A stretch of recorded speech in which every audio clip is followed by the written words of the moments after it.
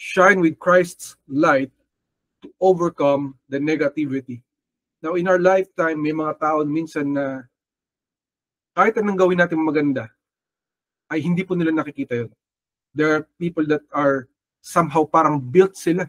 Although hindi sila ginawang ganon ng ating Panginoon, but they have made a living to resist us, to attack us sometimes, maybe to slander, to reject, to do bad things, or sometimes just to be there para tayo pigilan, no?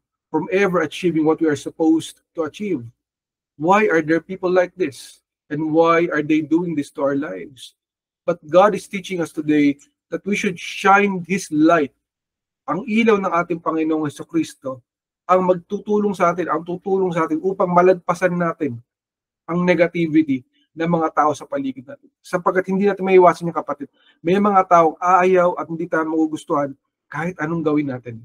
So how do we overcome slander, lies, rejection, and negativity? Di ba minsan yung wala ka namang ginagawa pagtalikod mo, may pinagkukwentuhan ka, pinag-iisipan ka ng hindi maganda. Although we do not talk about this para mag-isip ng hindi maganda sa ating kapwa. No. But this is reality, kapatid. There are times in our lives may mga taong gagawa dito sa atin. And we must be ready. Sapagkat when we are not ready, if we are not ready, we can react in a way na hindi maganda at hindi karapat-dapat sa harapan ng ating Panginoon. At maybe it might undermine or compromise our testimony. It might compromise our faith. It might compromise our confidence. Nakaranas ka na ba noon na may nagda-down sa'yo? At dahil sa sinabi niya na down ka, talagang nawalan ka ng confidence sa sarili mo, nawalan ka ng tiwala mismo sa iyong sarili dahil sa dinadown ka niya. Diba? May mga taong ganito eh, na walang magawa kundi tuyain ka sa Tagalog. Asarin ka ng mga bagay na hindi maganda. At minsan, madalas pa nga actually, hindi totoo. Pero they just want you to go down. Not because they're evil, but there is all actually an evil presence sa kanilang buhay na ginagamit sila para atakihin ka. It can come from all sorts of different persons para gawin ka sa iyong buhay. Pero sinasabi ng Panginoon, you are supposed to overcome it, kapatid, by the light of Christ.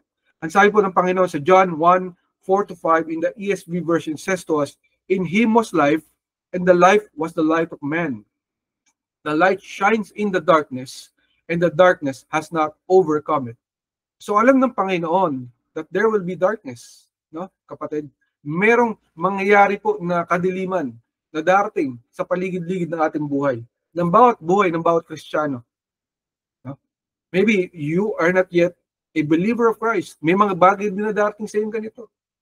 But this is more pronounced sa mga taong kumilala sa ating Panginoong Jesucristo. But the difference is, you have Christ to help you overcome it. Kasi maraming tao na akala nila, by their own strength, they can overcome yung mga taong walang ginawa kundi hindi maganda sa kanilang buhay. But only through the help of Jesus Christ ay malalagpasan natin ito sa pamamagitan ng ating Panginoong Jesucristo. No?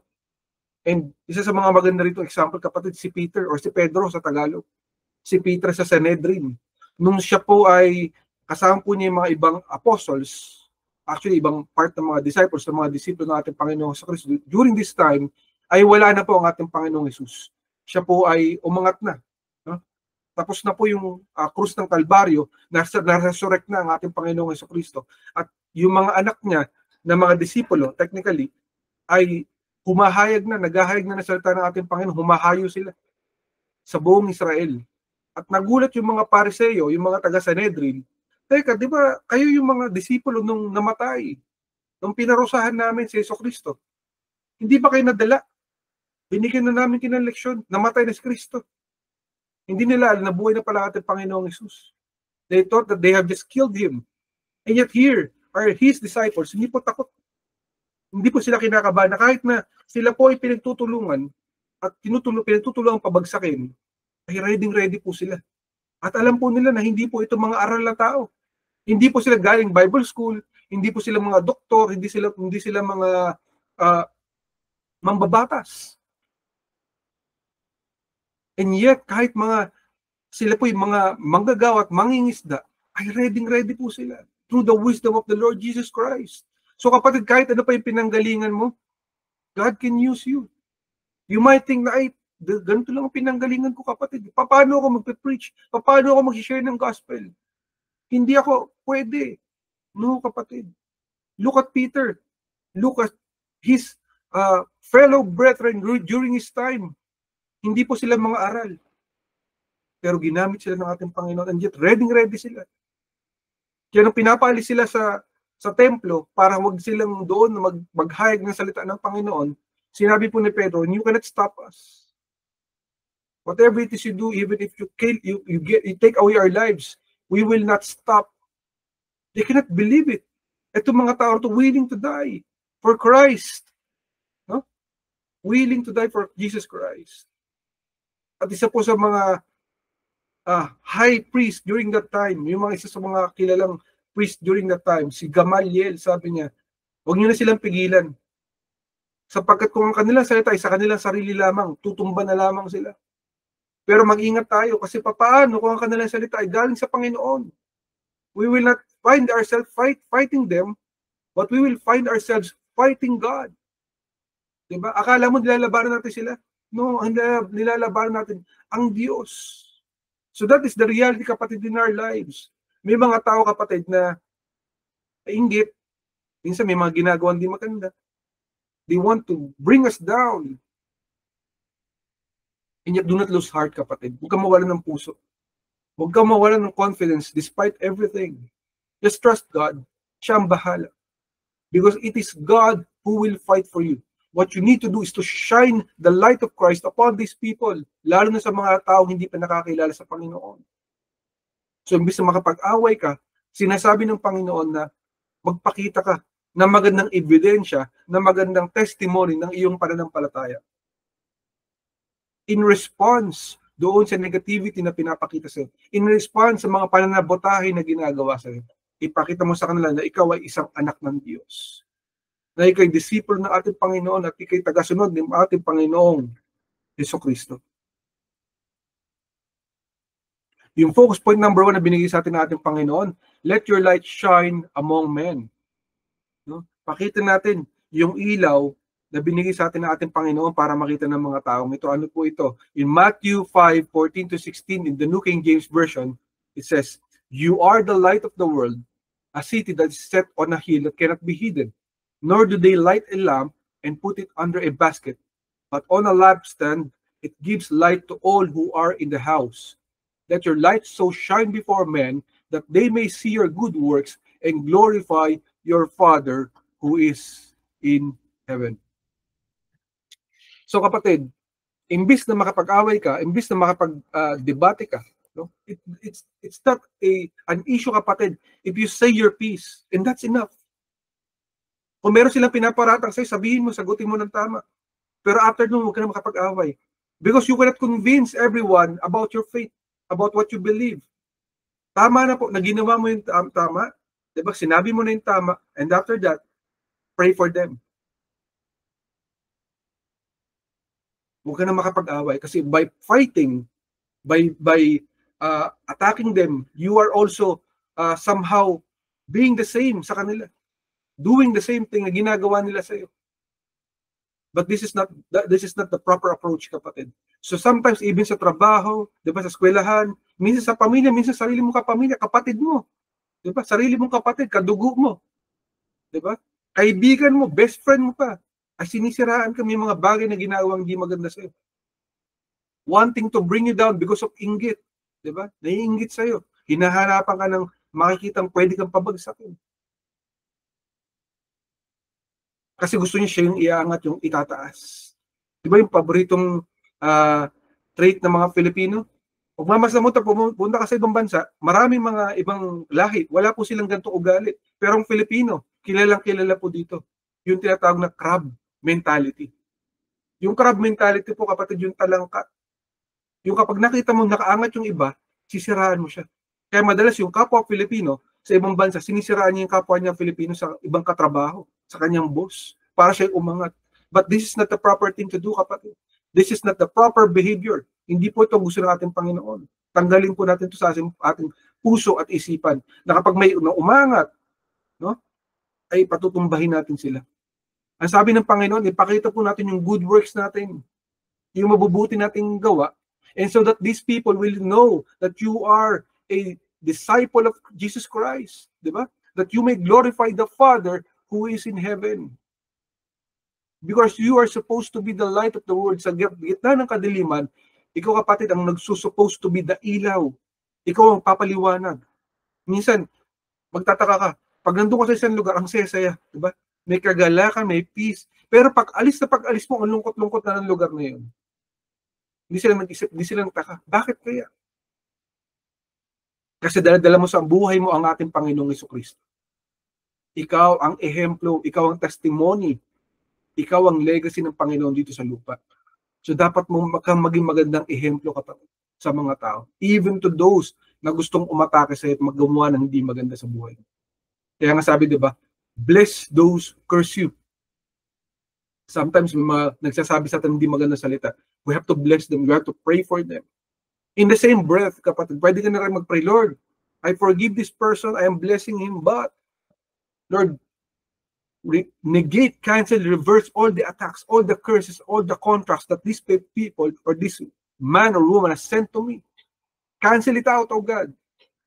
As you said, Panginoon, that no weapon formed against me shall prosper, and every tongue that accuses me, I will refute. So no matter what this person has said against me, had stated against me, it will not matter. It will not come into fruition. Yung po mangyayari, kapatid.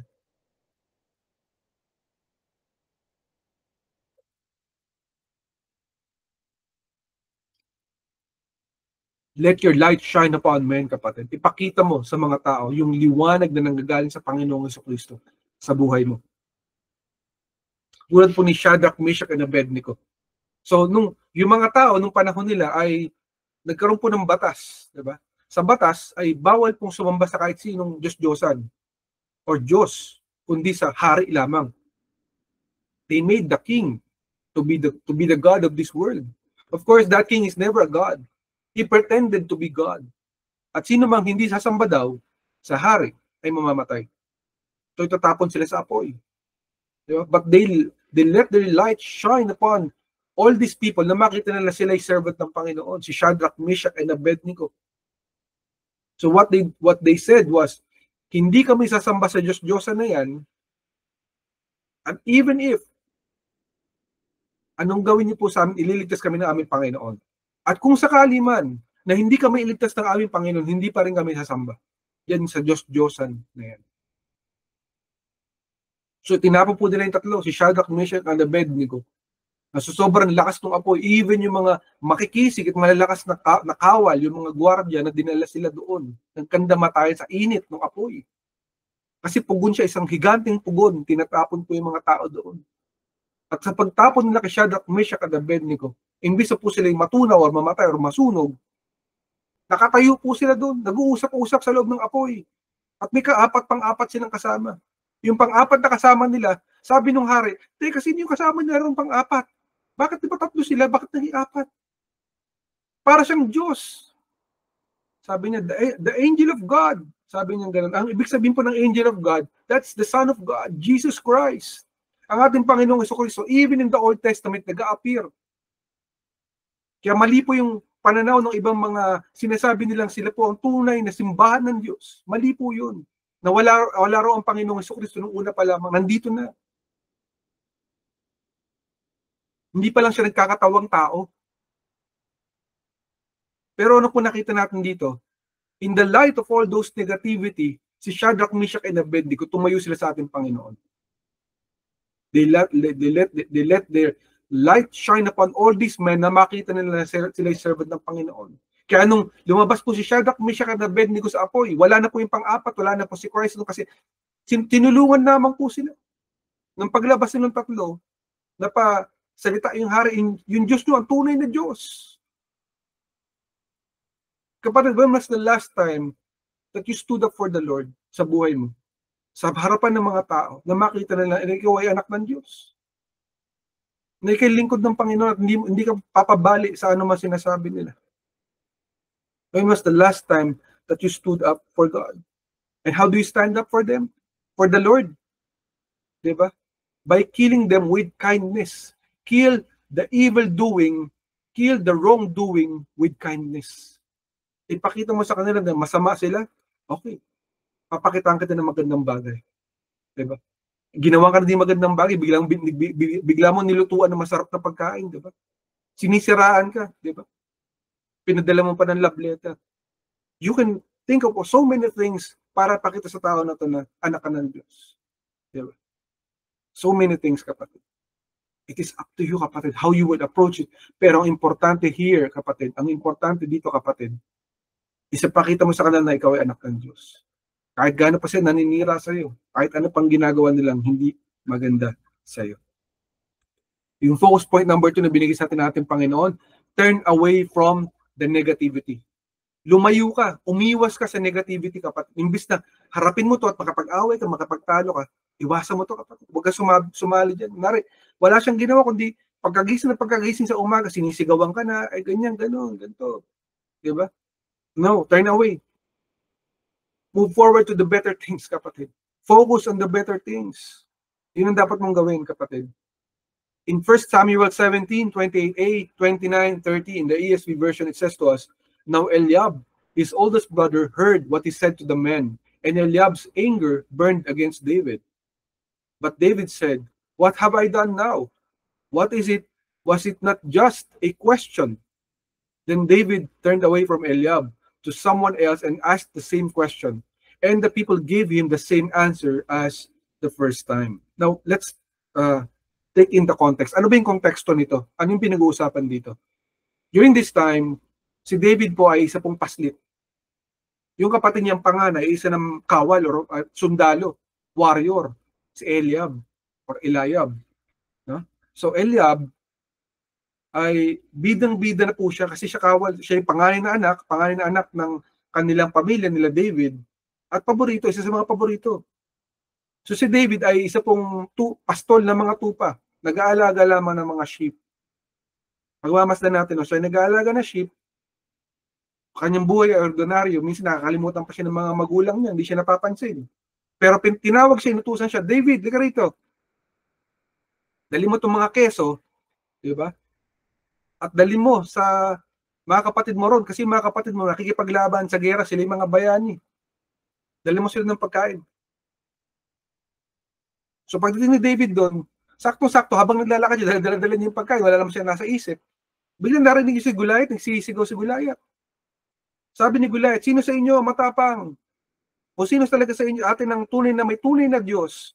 Maglaban tayo, isa sa isa, laban sa isa. Ganon, sabi niya. At kung sino manalo, siya ang may tunay na Diyos. Nagulat si David. Probably he was just 13 years old. Sabi niya, baka 12 lang, di ba? Batang-bata, paslit. Can you imagine, kapatid?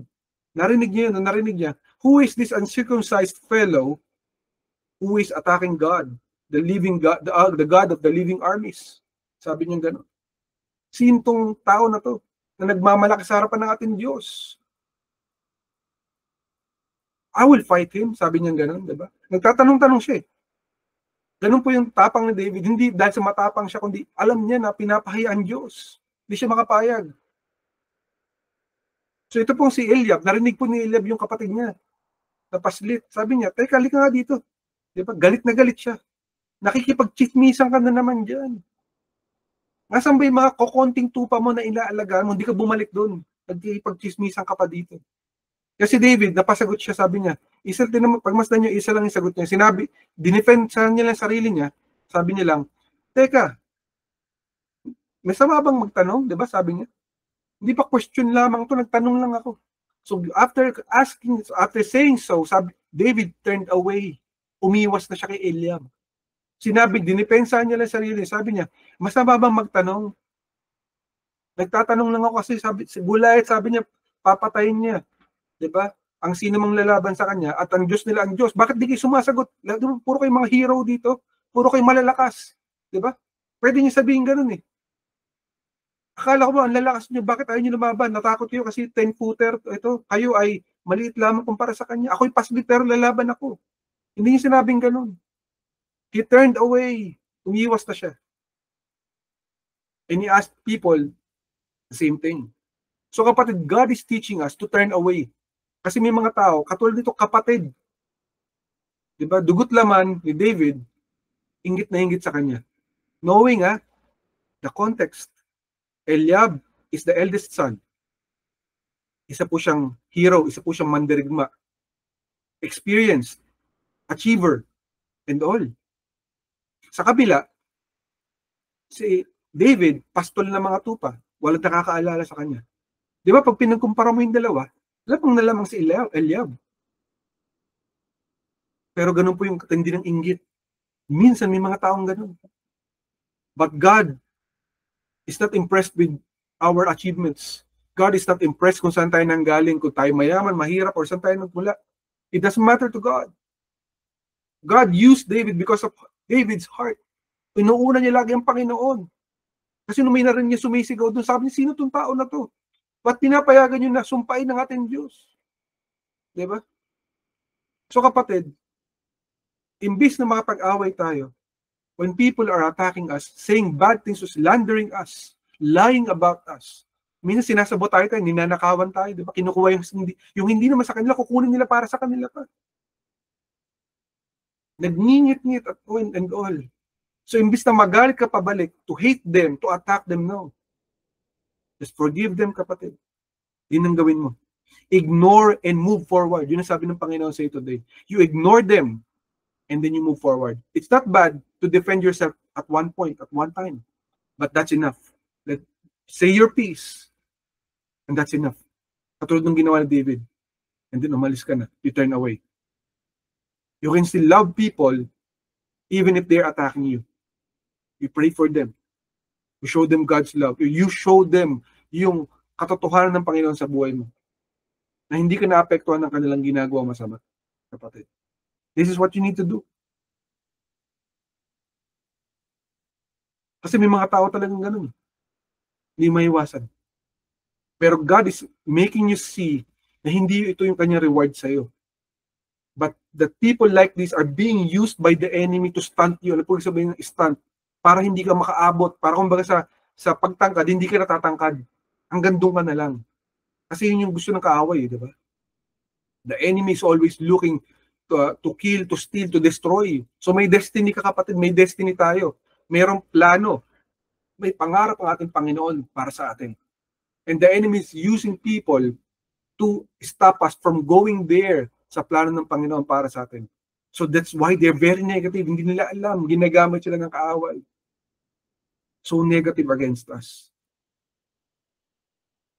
And so, I remember, kapatid, at one point in my life, during my high school, bagong-bago ako kasi galing akong private school, lumipat ako ng public school. Pagdating ko ron, mag-isa lamang ako, lahat sila magkakaklase since elementary. Mag-isa ako, galing private, wala akong kilala. No? At pagdating ko doon, binubuli nila ako araw-araw, inaasar nila ako ano-anong names, kung ano-ano sinasabi nila sa akin. Diba? Araw-araw pagpasok ko, binubuli ako. Pero di ko sila pinansin. Hindi ako nagpa-apekto. Imbis na magpadala ako, hindi ko sila pinansin.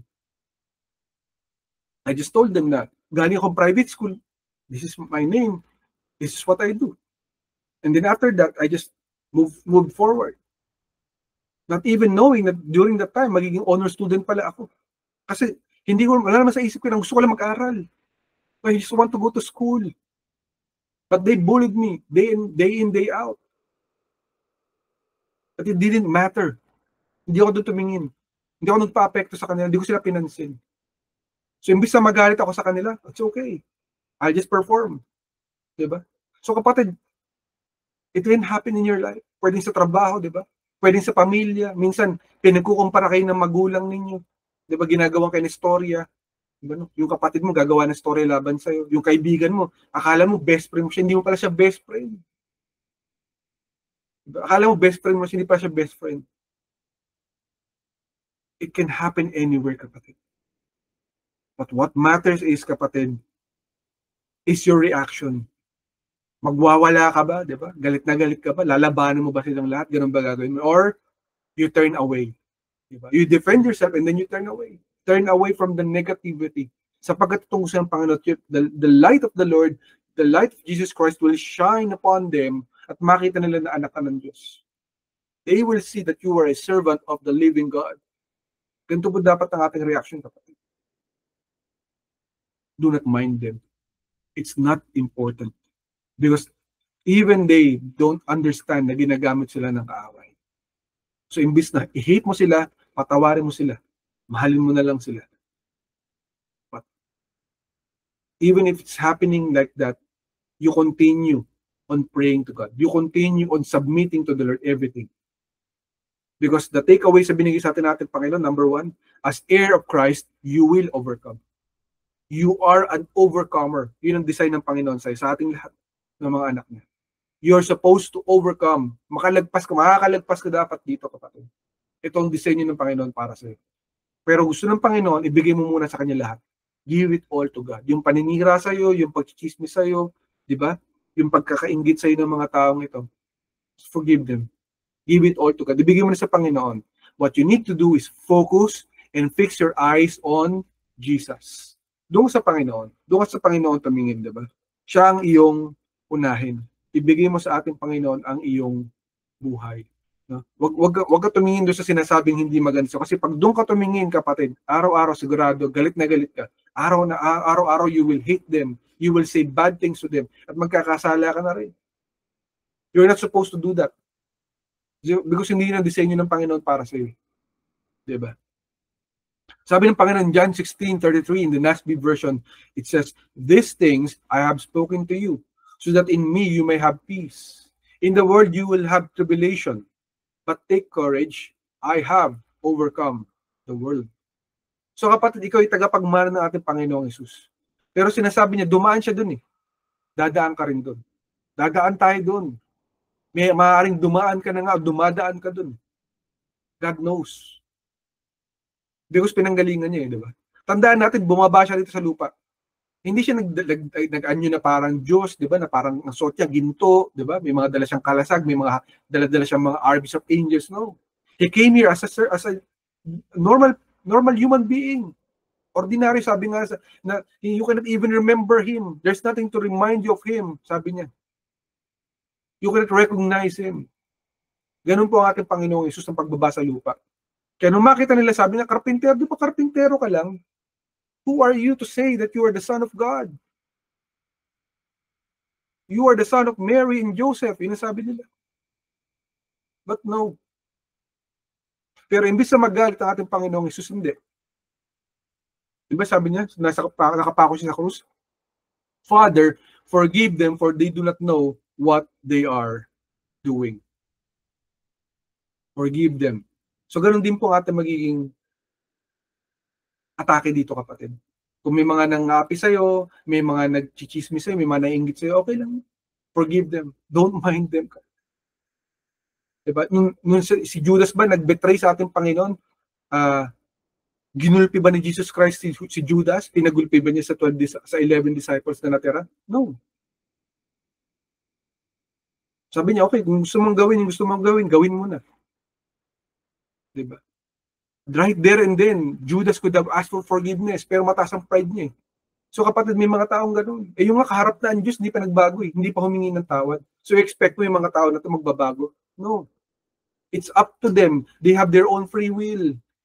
What you can do is pray for them na magbago pa to Lord. Mahawa ka na lang sa kaluluwa niya. Kasi hindi niya lang papunta siya sa impyerno sa kalokohan niya. Kaya kapatid, tayo, we cannot have unforgiveness in our hearts. Diba? Pag nawala tayo sa mundo ito, napakadelikado because you have not forgiven. You have to forgive people. But in the meantime, remember, if Jesus Christ overcame the troubles of this world, you will also overcome because you are an overcomer. Overcomer in Christ. 1 Peter 5:7 in the NET version says to us, by casting all your cares on Him because He cares for you. So kapag hindi mo na kaya, bigay mo sa Panginoon. Ilatag mo sa Panginoon, iluhod mo sa Panginoon. Umiyak ka sa Panginoon, Lord, tingnan mo itong tao na to. Walang ginawa kundi atakin ako, walang ginawa kundi siraan ako. Walang ginawa kundi kainggitan ako, walang mong ginagawa sa kanya. Ikaw na po ang bahala, O God. I forgive this person, but Lord, save me from this man or woman, O God. Ganun ang gawin mo. Cast all your cares in Christ, to Christ Jesus. And last verse na binigyan ng ating Panginoon, in 1 Philippians 4:8, in the NLT version, it says to us, and now, dear brothers and sisters, one final thing. Fix your thoughts on what is true and honorable and right and pure and lovely and admirable. Think about things that are excellent and worthy of praise. So sinasabi ng Panginoon, imbis na labanan natin ang negativity ng negative things, makapag-away tayo, di ba sa Tagalog, yung nagmumura pa para sa tindi ng galit mo sa tao na yun, di ba? No. Fix your thoughts, kapatid. Yung kaisipan mo doon sa katotohanan, whatever is matotoo, whatever is honorable, di ba?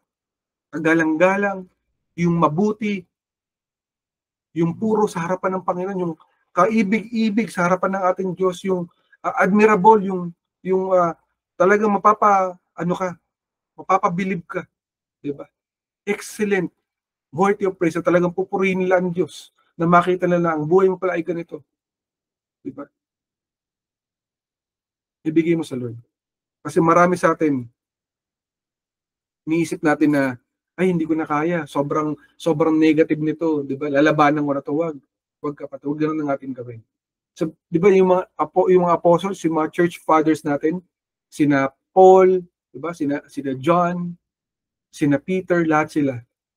Imbis na makapag-away sila, gamitin nila yung panaksak nila. Kasi ganun si Peter, di ba, noong unang panahon. Pero tinuruan siya ng Panginoon, this is not the way to fight. Alam ko matapang ka, Peter. Pero yung tapang mo, huwag mong dalhin doon yung tapang mo. Gawin mo yung tapang mo sa aking salita. Ipahayag mo yung salita ko. So kapatid, imbis na ipadala mo yung tapang mo sa pakikipagsuntukan, di ba, yung tapang mo sa pakikipag-debate sa harapan ng maraming tao, nakipagsigawan ka na, no? Or makipagsigawan ka sa FB. Hindi ka nga sumigaw, pero sinisiraan mo naman siya sa FB. Di ba? Ganon din ang ginawa mo. Di ba? Huwag mo nang patulan. What you need to do is be humble, be loving, be forgiving, and hayaan mo ang Panginoon kumilos. Kasi ang Panginoon, babawi yan. Pag inaapi ka, i-worship mo ang Panginoon. Lord, I worship you, may umaapi sa akin. I forgive this person, ikaw na pong bahala. Iligtas mo ko sa tao na to. And I pray, Lord, na bigyan mo ng kalinawan ng isip ng tao na to. Na one day, sa sobrang guilty niya, hihingi siya ng tawad sa ginawa niya sa akin. I forgive this person. That is what you need to do. Diba si Stephen, pinapapatay na nga siya ni Pablo eh. Anong ginawa ni Stephen?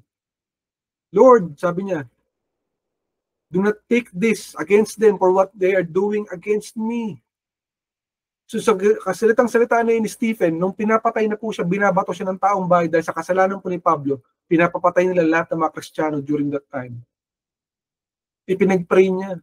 Tumama yung prayer niya kay Pablo, at si Pablo po ang one of the greatest believers, Christians na lumabas po sa ating era. Kaya po tayo may binabasa sa New Testament, napakarami dahil kay Pablo. Kung hindi po nag-pray si Stephen, wala na. Pero dahil po sa prayer niya, ng forgiveness, do not take it against them, O God. Napaka-makapangyarihan kapatid ng ating prayer. Hindi mo alam, papunta na pala sa impyerno yung tao na yun. Ayaw mo siyang patawarin. Napunta tuloy siya sa impyerno lalo. So dapat mo siya ipag-pray. Lord, forgive this person that maybe one day he will change. Diba? Ganun ang gawin natin, kapatid. Let them see the light of God in your life, kapatid. Dapat kumilos ka na para kang may ilaw. Saan ka man pumunta? Kahit ano man sinasabi nila, so just forgive them. Okay. Sige, maging negative kayo. Si Lord ang bahala sa akin. I-redeem niya. I-vindicate niya. This is one of my favorite words, vindication. Because this is what God likes to do. To vindicate us. Kapag inapit tayo, may ginawang di maganda sa atin, di ba? Kaya sabi niya, di ba? I will show my banner of love in the presence of your enemies. This is what God likes to do. Ipakita sa mga taong umaapi sa'yo kung gaano ka kanya kamahal bilang kanyang anak. Kaya kung ikaw ay faithful son or daughter ng ating Panginoon, huwag kang mawala ng pag-asa sapagkat darating ang time, ipapakita niya. Diba? Kung gaano kanya kamahal. Because God is faithful. Ang ating Panginoong Diyos ay faithful, hindi kanya pababayaan. And His grace is enough for all of us. Tandaan mo, kapatid, pag dumating ang time na papaisip ka na parang sobrang naapi ka na, nadadown ka, parang kinakawawa. I don't know. Only you and God knows kung ano pong nangyayari sa inyong buhay. Sa buhay natin, bawat isa sa atin. Meron tayo lahat challenges sa buhay natin, di ba? But only God knows the inner workings of everything. Patatanda mo, kapatid, you are loved by God. You are loved. Mahal ka ng Diyos. Sino pong magulang, di ba? Kung ang magulang natin, pag inaapi ang kanyang anak, hindi siya makapapayag. Ipagtatanggol niya ang kanyang anak. How much more is God for you and me? Na ipagtatanggol ng Panginoon ang buhay mo. Ipagtatanggol ka ng Panginoon sa mga nangaapi sa'yo. Tandaan mo, kapatid, when it's hard to forgive, when it's hard to move forward, worthy is the Lamb that has been slain for you and me. Ibinigay ng ating Panginoon ng kanyang buhay para sa ating lahat. Nung siya po'y dinuduraan, inaasar, sinisigawan, sinasaktan, sinusugatan, ipinako sa krus ng Kalbaryo, sabi niya, Lord, forgive them. Father, forgive them, for they do not know what they are doing. Forgive them, O God. Tanda mo, kapatid, worthy is the Lamb that died for you. And during that time, isa rin tayo, lahat tayo, na nagkasala sa ating Panginoon, na dumura, sumira at nanigaw sa ating Panginoon. Sapagkat lahat tayo, nung kasalanan natin ang kanyang nakita, He chose us still to forgive us, to love us, kapatid. Sino tayo para hindi magpatawad sa mga tao? What you need to do is shine your light sa mga tao ito na tunay nga makita nila ang liwanag ng ating Panginoon sa iyong buhay na ikaw ay anak ng Diyos. And one day, only God knows, sila rin ay lalapit sa ating Panginoon na buhay. Magulat ka na lang isang araw, kakatok sila sa iyong pinto. Kapatid, can I know about your Jesus Christ? Can I know about your faith? Can I know about that salvation that you are talking about? Because I cannot believe, and I've seen your life, and I know that you are a son or daughter of God.